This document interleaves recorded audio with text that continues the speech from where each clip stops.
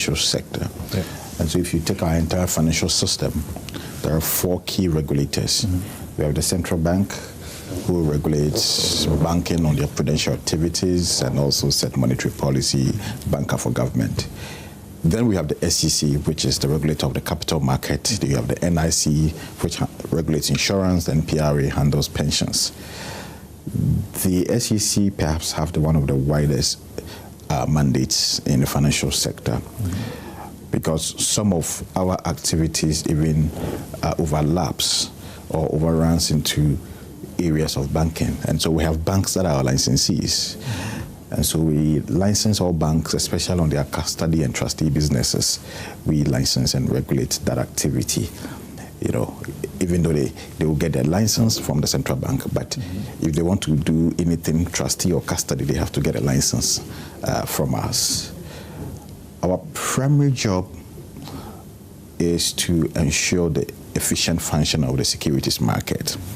And so we have the equities market, which is a stock exchange, where equities are traded. And before equities are traded, it means companies have to list. And before they list, it means we have to go through an IPO process. So all those approvals come to us. So we review your prospectus, and when we approve it, you can go to the market and raise money or list on the exchange. So regulate the stock exchange. Again, the second aspect of the exchange is the GIFM, what we call the Ghana Fixed Income Market, where bonds and other papers are traded. We also regulate that activity, and we approve the bond programs, apart from government bonds. We approve all other bonds, corporate and other bond programs before they are traded on the GIFM. We also have the GACs, the alternative market, mainly an OTC market, where companies that are not public, that are not really, that do not have a certain capacities but want to be able to float shares to the public are also traded on the alternative market. Then we have the commodities market, which is the GCS, the Ghana Commodities Exchange. We also regulate the activities. We license and regulate them as well. So that's where commodities are also traded. Then we have the CSD, the Central Securities Depository. And they are the registrar and custodians for most of securities that are traded on the stock exchange. We regulate the activities of the CSD as well. Then that means that all public listed companies are our licensees. We have the asset management companies. We license and regulate the people who manages people's funds, wealth management and what have you. They have brokers. The brokers are the people who assist people to buy stocks or bonds or whatever securities that they want to buy from the market. We license and regulate the brokers, the dealers, the BMS, the bond market specialists, as well and all that. So we regulate the activities of that. Before you come to the virtual assets services, which was recently passed. Now, as you mentioned, very interesting accessibility, especially when it comes to the frontiers of liquidity. There's so much money in the system now. One thing we'll ask in terms of people investing in different kind of instruments, what is the protectionist structure that SEC has been working on for quite some time now to ensure compliance? Unlike some years back, we had issues with a lot of investors complaining that their assets, their investment have been locked up. What is SEC doing different this time around? So, I mean, like I said, so a lot of these, so we must situate the challenges within the capital market in the right context. We had the first, the significant collapse of asset management companies happened, I think, in 2019, okay, when a lot of them, most of them were legacy issues. But a number of those issues stem from the closure of the banks in 2018, because these asset management companies were also offloading their liabilities to some of the banks and savings and loans. And so currently, if you look at the books, you see that a lot of the collapsed asset management companies have a lot of exposure to savings and loans companies and the collapsed banks. Okay, so it flowed from there, and so when they were collapsed, now they were also now depending on the receiver at the central bank or appointed by the central bank for the collapse of the banks to now settle the indebtedness to these asset management companies so they can also pay their customers. Okay, that coupled with other companies like, Black-Scholes that has their own issues. But if you take those issues out of context, we have very strict rules for asset management companies. Very, very strict rules. And so you can't take people's company and do whatever you want. We have regular placement reports that they submit to us. The placement report tells us where they put this money in. So, for example, if you have AUM of 100 million, you need to report to SEC where those AUMs have been placed. If you've bought equities, how much? If you bought government treasuries, how much? If you invested in foreign securities, how much? We have visibility over all that. So I think that those issues might be situated in context. It was a problem that knocked us out through the collapse of the banks. What we are doing going forward is to strengthen the internal mechanisms and the compliance of these companies to make sure that they follow the rules. We continue to do proper inspections, and so we go on site to do inspections to ensure that these companies are keeping their books and they are doing the things that for which we have given them license to do. And so we're doing a number of these things to strengthen that. We continue to also caution the public that before you invest in any security or instrument, please reach out to the SEC and contact us and let us understand that you've seen this product or this company, you want to invest in it. Are they licensed? Is their product licensed? Because sometimes an entity may be licensed, but the activity that they are promoting or advertising may not be a licensed activity.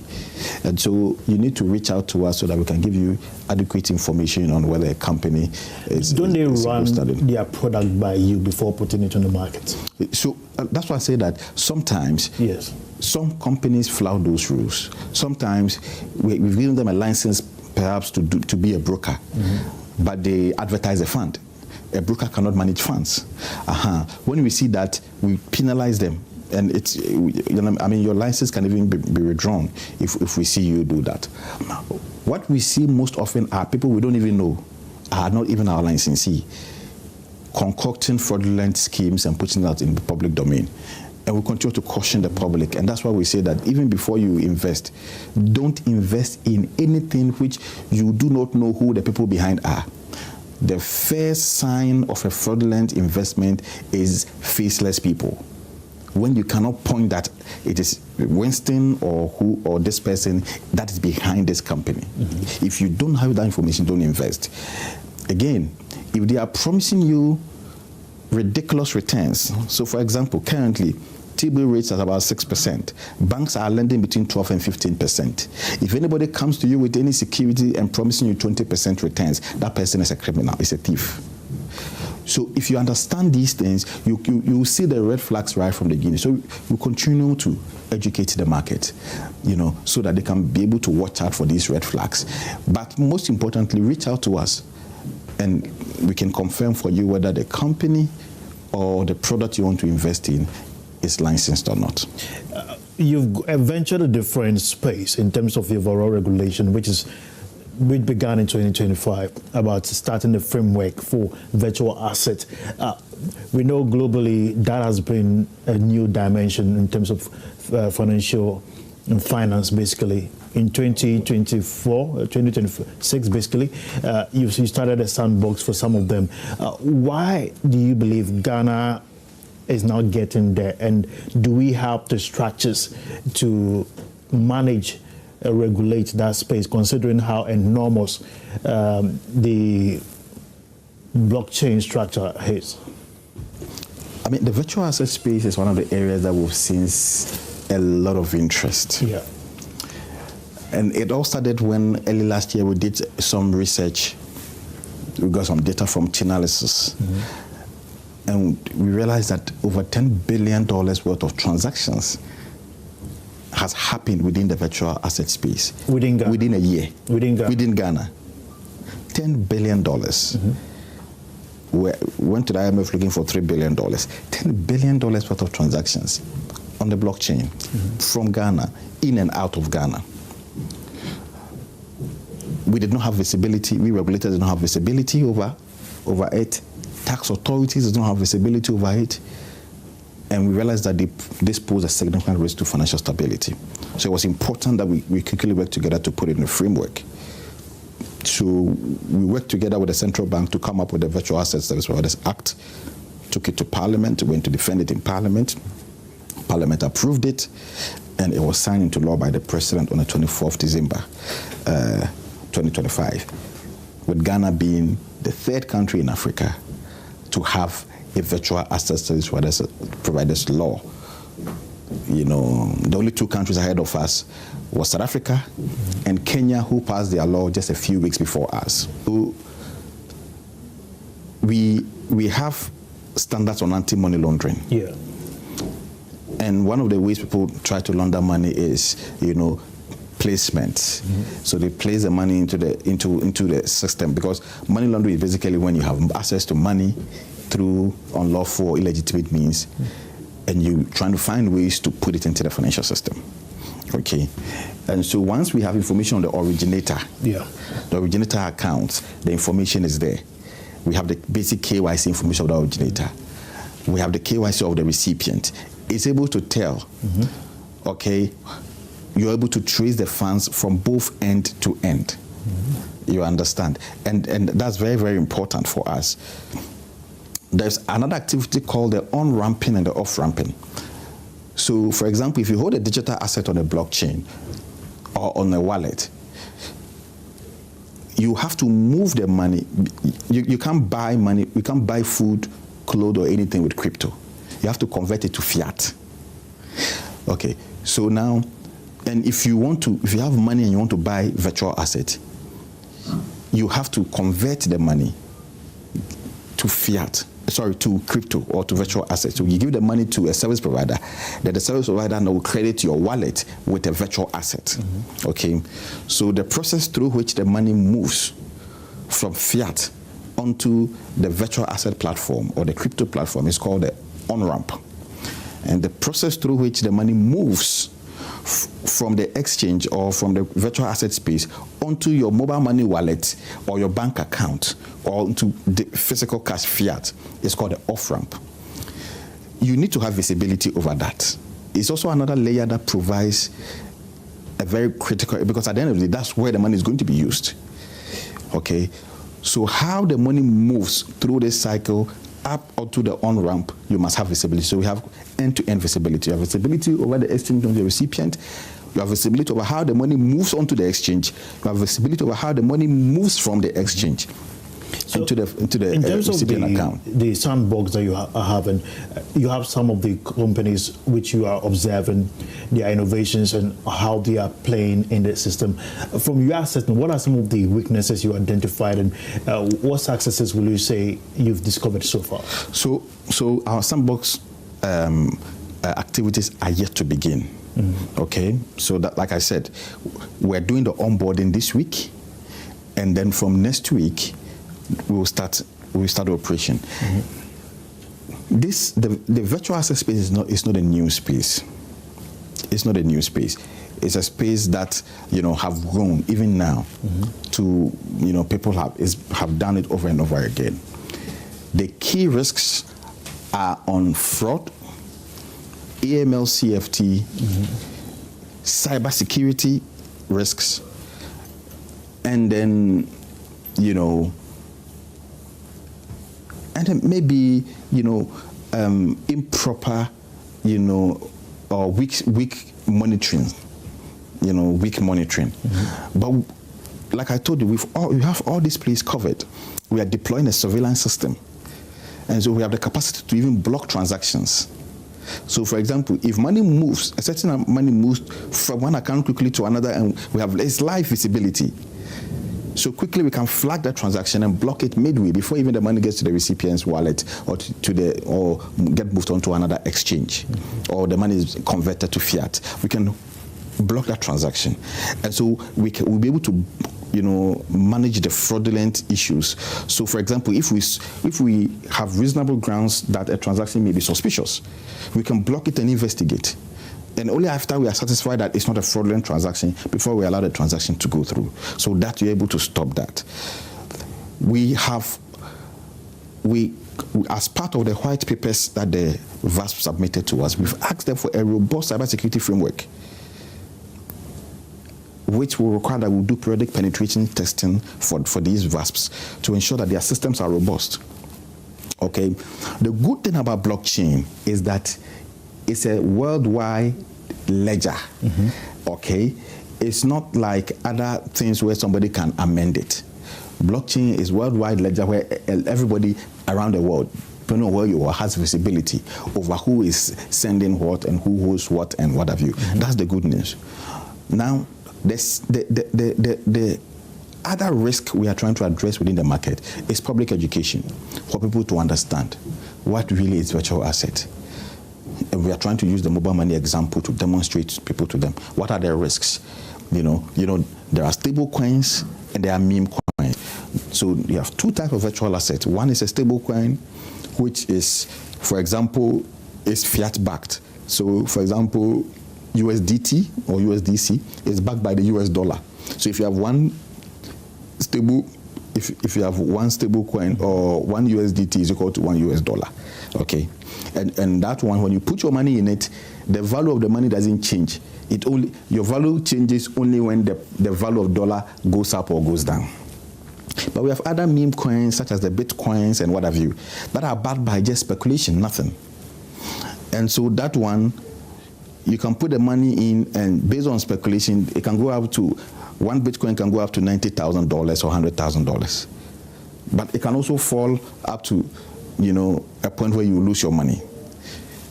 Getting the people to distinguish between what are stable coins and what are non-stable coin virtual asset or digital asset is what is critical, so that when people are putting money into these things, they know. So that somebody who genuinely wants to save money, you know that I don't want to invest to make returns. I just want to save my money. He knows that you want to save, your money has to go into a stable coin virtual asset product.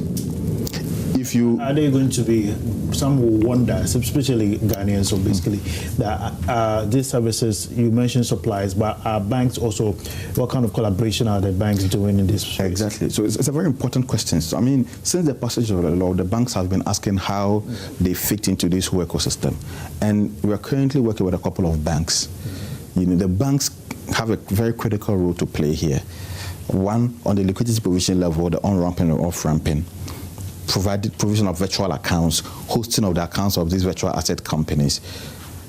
And so we've visited a couple of banks. We got requests from a couple of banks who told us that, look, we have invested in the infrastructure that can help us to onboard these VASPs, to provide some of these ancillary services to them. We went to visit them to inspect their systems. And we are confident and comfortable that, yes, they have a robust system to be able to onboard this. So we've cleared a couple of the banks to be able to do this. We're still receiving requests. As and when we receive requests from the banks, we'll just go and inspect your system. The most important thing is for you to have made the needed investment in the technology and the infrastructure to be able to onboard these VASPs. Once you have the system, we allow you to play. I'm not going deeper, but finally, I've been hearing, before we get to the final, I've been hearing from the governor of the Bank of Ghana consistently saying we are in collaboration with SEC, especially when it comes to several projects. This year, what's the new development from that angle? So we are working together on the public education. So very soon we'll be conducting a number of public education, one for the judiciary, two for the media, three for the financial institutions, for the Ghana Police Service and the Criminal Investigations Department, and other key stakeholders within the financial system. We'll be organizing training, virtual asset training for them to be able to understand, what really this market is and then how we can keep everybody safe. The judiciary, especially when, because we have, once the companies have started operating, when dispute arises, it is the judiciary who will resolve these disputes. So it's very important that they get to understand really what is pertains to the market. We also have the Virtual Asset Coordinating Committee, which I co-chair with the rep from the central bank. And the job of the coordinating committee is to make sure that we have synergy between what the central bank is doing and regulating and what the SEC is doing and regulating. So we have a lot of activities planned under we have the Navali, which is the virtual asset, public education program, where we are educating the public also on. So there's a whole program. Apart from that, we also have other CPDs, yes, which we are working with Ghana Security Institute, Ghana Investment and Security Institute, to develop curriculums to train people on these virtual asset services, such as compliance officers, and because it's an area that's going to create a lot of jobs for our young people. Wonderful. We are wrapping up. I want to get your final word from the Securities and Exchange Commission's perspective. What should consumers, basically investors, in terms of protection, what sort of assurances should they have? What kind of confidence should they have in your operation, considering the fact that wherever their money is, and that is where they perceive that their heart is, and they consistently are quite sure that when they put their money with any financial institution, they understand that they are protected, and that is what I want to get from you. Well, I think it's very important that we set this record straight, that the Virtual Asset Service Providers Act has carefully thought through it, and at the center of it is investor protection. And so we are, the SEC and the central bank, are working together to make sure that people are able to play in this side safe. The good news is that there's a lot of opportunities in alternative investment products coming to the market, especially in the area of tokenization. We're currently working with Gold Board and another service provider in our sandbox to issue the first ever Ghana Gold token that will be traded. And the purpose is to give Ghanaians access to be able to own gold, albeit on a digital platform. But, people who cannot buy 1 kg or 5 ounces of gold will be able to buy 1 gram, 2 grams of gold, keep it on their phones, and anytime they need money, they can trade it and get liquidity, money into their bank account or into their Momo wallet or what have you. It's an exciting time coming up. We've seen other products coming up, such as tokenization of real estate, where people are going to be tokenizing real estate in other investments and putting it on a blockchain to raise money for people to be able to invest in. So the potential for tokenization is huge. We have other real-world assets that are coming up. As we speak, we even have a proposal for people to tokenize the cocoa bean to stop this syndication that government always have to go and borrow money to come and pay cocoa farmers before you can buy cocoa, to be able to raise money for government upfront, for Cocoa Board upfront. There are other products, a lot of products that are coming up that is going to ensure that Ghanaians can be able to take full advantage, one of the resources and the technology infrastructure that we are building on. But most importantly, at the core of this is to ensure that people will be able to do this safely, people's investment will be safe, the infrastructure on which these things are going to be done are going to be properly audited, and before anything is cleared out for people to invest in, they can be sure that the SEC and the central bank have done proper due diligence, have taken these companies through robust screening processes, and that these investment products are safe and Ghanaians can invest in and go to sleep and wake up the following morning with their money safe and intact. And that is the aspirations and the things that we are working on. Thank you very much, Mr. Thompson. Pleasure. Indeed, been a pleasure speaking with you here. The developments that is going on by the Securities and Exchange Commission, considering the fact that there is going to be a tokenization of cocoa, and this is a journey many will be looking for. So how it's going to be done, you owning gold in terms of tokenized gold, knowing when to liquidate it, when the market is quite vibrant. All these informations are critical. I'm sure you've learned one or two of being informed on what is going on in Ghana's financial and security space. And I'm privileged to be seated with the Acting Director General of the Securities and Exchange Commission in the person of Mr. Thompson, and sharing with us key insight on what the activities for the year 2026 and several upcoming events going forward. And thank you for watching today's edition. My name is Winston Tackie. Have a good business day. Bye-bye.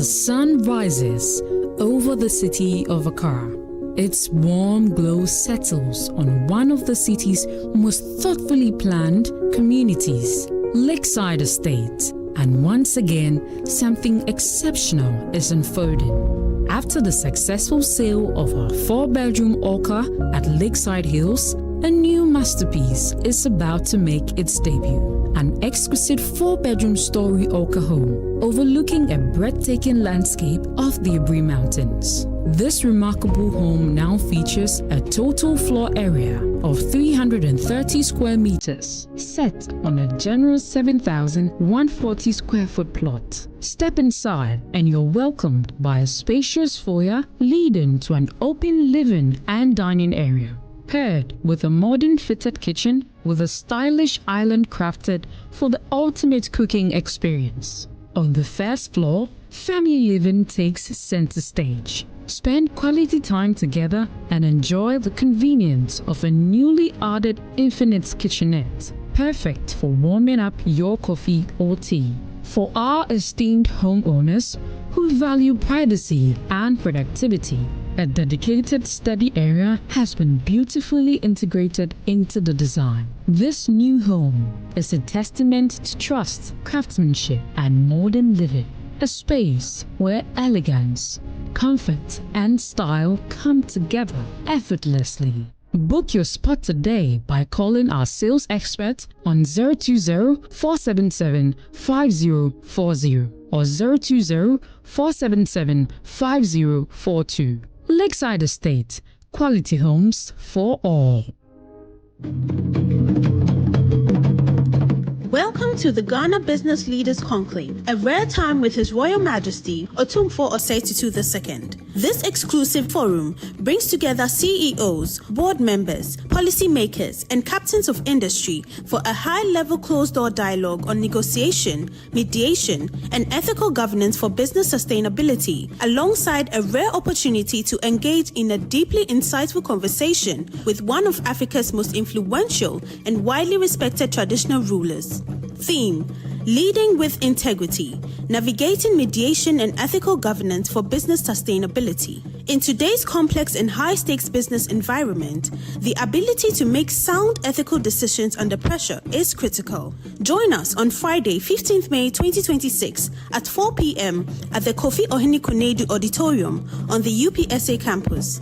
For RSVP or enquiries, kindly call 024-431-1996 or 024-587-9187. Be part of this defining conversation where leadership meets legacy and the future of ethical governance is shaped. The Ghana Business Leaders Conclave, a rare time with Otumfuo Osei-Tutu II.